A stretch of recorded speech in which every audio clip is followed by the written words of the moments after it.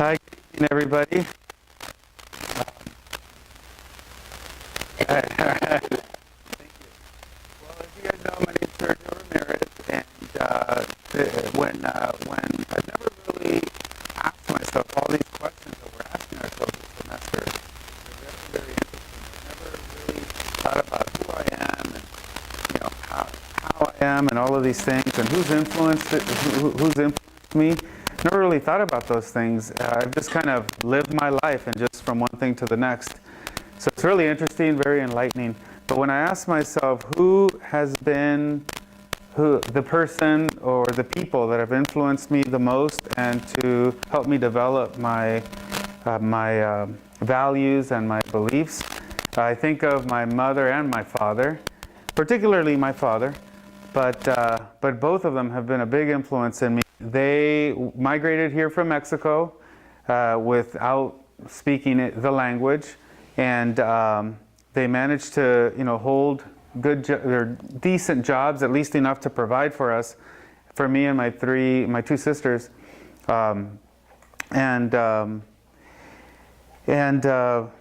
we were raised Catholic, so we were very traditional in our values and beliefs. It was just something that we had in the home. I did grow up in a very loving home, thankfully.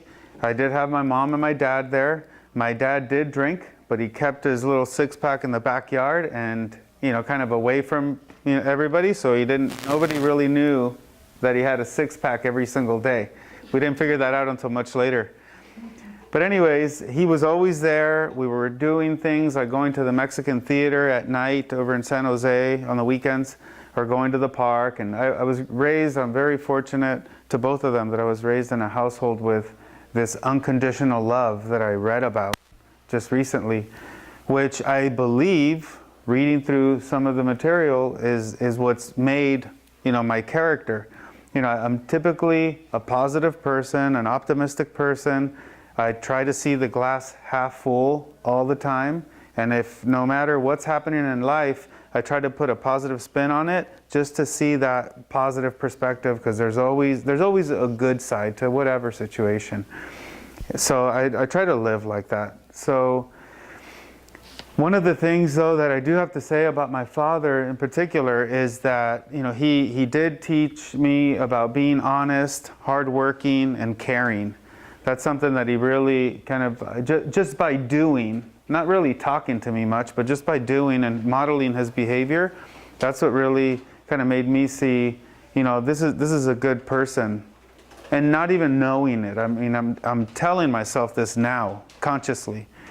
But I remember one time when I was about 10 years old, he was having a conversation with my uncles in the living room, and I was kind of eavesdropping. And I remember my uncle saying, "Oh, Ramirez," they called him by his last name a lot of the times. "Oh, Ramirez, why don't you get into this? You can make some easy money, some quick money, and imagine what you can do for your family and how much you can provide for them." Because my parents just made just minimum wage or maybe slightly above that. So, between both of them, we had enough. We had plenty. But it was a struggle, I'm sure, for them. So anyway, so he was asked to make this quick buck, and they never used the word drugs when they were talking to him, but I knew what they were talking about. So my dad just kind of sat there, and I remember kind of peeking out to see what he was going to say, not just hear. And he just kind of sat there for a minute, and he said, "You know what? This isn't the life for me," he told them. He said, "I'd rather have less and be poor than to make a quick dollar, but then have to explain myself how I made my money and have to lie to somebody as to how I made my money. I'd rather live like I'm living now." So I remember that, and at the time I was a little confused, thinking, don't you want to make fast, easy money? But then later on when I realized, no, he made the right choice. He made the ethical choice. So I learned that from him. And then also just working hard. He was a hard worker. Didn't matter what he was doing, whether it was yard work or janitorial work or working in the backyard. He was just a hard worker. So I remember when I was about 10 and a half or so, walking by a body shop near my home and near our home in Redwood City, and walking in there and asking the owner hey, because I had always noticed that the body shop was always full of dust from all the sanding that they did, sanding and painting. So then I approached the owner, and he said, hey, I said, hey, do you need somebody to help you clean the shop? And I was like a tiny little 10-and-a-half-year-old, and he looked at me and he just smiled and he said, yeah, I have work for you. Come back tomorrow. So I came back the next day. He gave me my own locker. He put some masking tape and masking paper on the locker, on the inside of the locker, and he said, write down every time you come in 30-minute increments or an hour increments, to write down every time you come in, and then I'll pay you. I think it was like $2.75 an hour. It was like nothing. But to me, it was something because I had zero money for my own. So anyway, so I started working there. About a year later, I hit up the person who ran the Times Tribune, the Peninsula Times Tribune. His name was Jesse Stone, and I bugged him to give me a paper route. And I was 11 and a half, and he said, no way. I saved my paper routes for 13, 14-year-olds. I was too young. So I said, please let me do it. I've been doing it with my cousin Carlos. I know how to throw paper, and he's like, do you know how to collect money? And I said, yeah, I've been with him to collect money too. He's like, all right, I'm going to give you a chance I'm going to give you this paper out for 2 weeks and see how you do.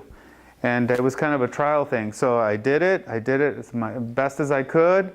I threw the papers. If somebody wanted it in the mailbox, I put it there. If they wanted me to throw it on their porch, it was on the porch.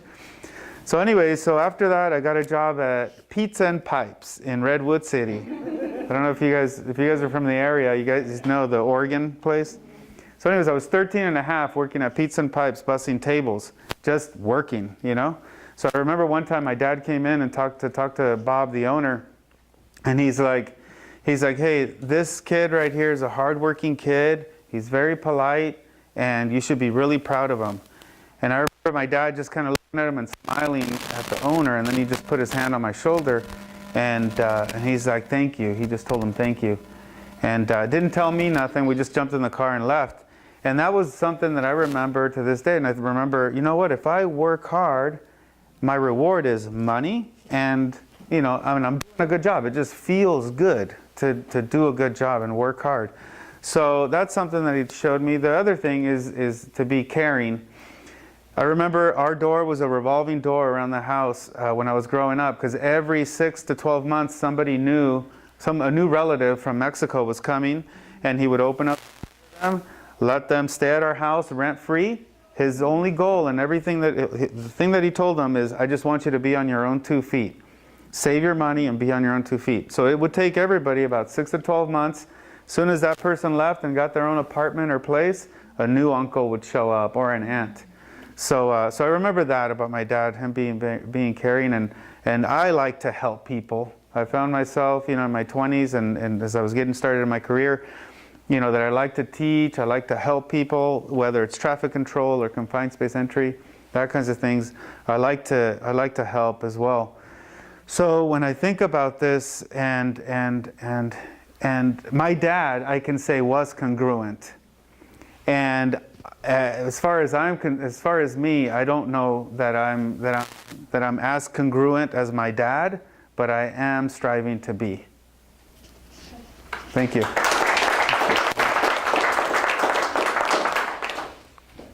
Question for Sergio.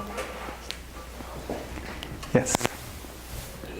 Your expression from the first day of class up to the day, whatever you talk about already explained everything. That's my observation of you. You are a good guy, a good caring person, and today you offer this free service for us. Thank you. Thank you. Are you still incredibly close to your dad? I'm close to my dad. He lives out in Madera now, so I don't see him as often. But yeah, I'm close to my dad. My dad and my mom. I think the older I get, the closer we become. I was a teenager and I rebelled, but. You should send this video to your dad for Father's Day.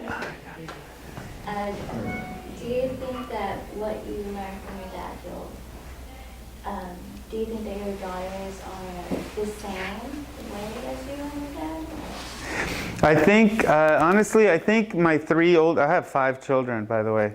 But I think my 3 older kids, I think they have the same values. The 2 younger daughters, they're in their teenage years right now. So I'm hoping once they get out of this funk that I can, intimidate them a little bit more and, kind of, steer in the right way. But so far the other 3 are good kids. Thank God. Yeah.